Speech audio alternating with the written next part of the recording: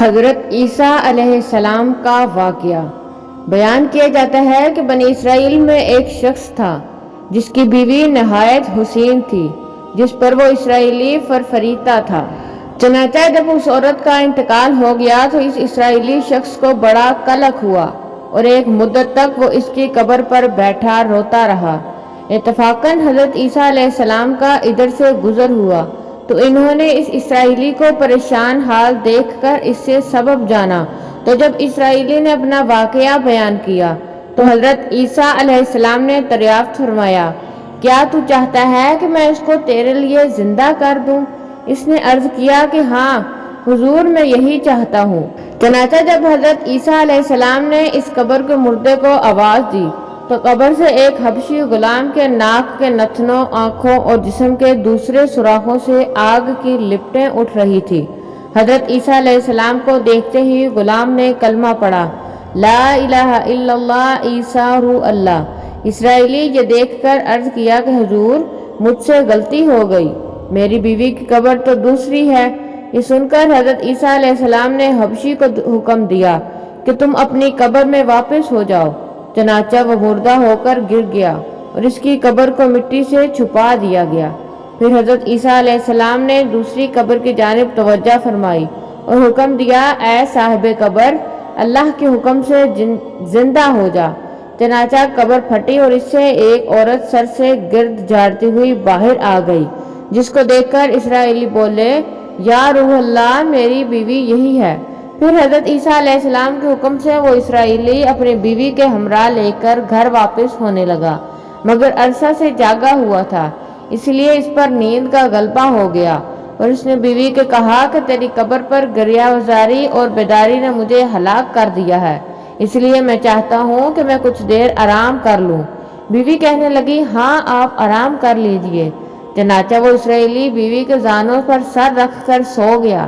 اتنے میں ایک گھوڑے پر سوار ایک شہزادے کا ادھر سے گزر ہوا جو اپنے زمانے کا یکتا حسین تھا، جس کو دیکھ کر شہزادی اس پر فرفیتا ہو گئی اور اس کا دل قابو میں نہ رہا۔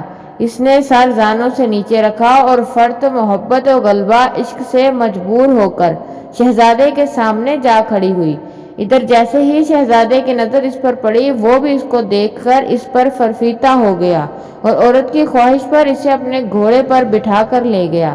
چنانچہ اس کے شوہر نے بیدار ہو کر جب اپنی بیوی کو نہ پایا تو نہایت پریشان ہوا اور اس کا ملنے کی تدبیر سوچنے لگا۔ سوچتے سوچتے آخر اس نے نشانہ قدم پر چل کر اپنی بیوی کو تلاش کر لیا، جو شہزادے کے پاس پہنچ چکی تھی۔ اس کو دیکھ کر اسرائیلی نے شہزادے سے عرض کیا کہ یہ میری بیوی ہے، آپ اس کو چھوڑ دیجیے۔ ابھی شہزادہ کچھ کہنے بھی نہ پایا تھا کہ اس عورت نے کہا، میں تیری بیوی نہیں بلکہ شہزادے کی لونڈی ہوں۔ یہ سن کر شہزادہ اسرائیلی سے کہنے لگا، مجھ سے میری لونڈی کو لینا چاہتے ہو؟ اس نے کہا، خدا کی قسم، یہ میری بیوی ہے جس کو میرے سردار حضرت عیسیٰ علیہ السلام نے مرنے کے بعد میرے لیے زندہ کیا ہے۔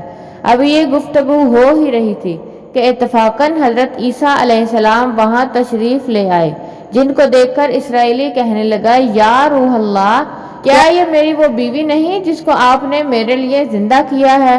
حضرت عیسیٰ علیہ السلام نے فرمایا، ہاں یہ وہی ہے۔ یہ سن کر عورت کہنے لگی، یا روح اللہ، یہ شخص جھوٹا ہے، میں اس شہزادے کی لونڈی ہوں۔ حضرت عیسیٰ علیہ السلام نے فرمایا، کیا تو وہ عورت نہیں جس کو میں نے اللہ کے حکم سے زندہ کیا ہے؟ عورت نے کہا، یا روح اللہ، باخدا میں وہ نہیں ہوں۔ اس لیے حضرت عیسیٰ علیہ السلام نے فرمایا، جو جان خدا کے حکم سے میں نے تجھے دی ہے، اس کو واپس کر دے۔ یہ سنتے ہی وہ عورت پھر مردہ ہو کر گر پڑی۔ پھر حضرت عیسیٰ علیہ السلام فرمانے لگے، جو شخص ایسے آدمی کو دیکھنا چاہے جو کافر مرا تھا اور زندہ ہو کر ایمان لایا، تو وہ اس حبشی غلام کو دیکھ لے، اور جو کوئی ایسے شخص کو دیکھنا چاہے جو مومن مرا تھا اور پھر اللہ نے اس کو زندہ کیا اور کافر ہو کر حالت کفر میں مر گیا، تو وہ اس عورت کو دیکھ لے۔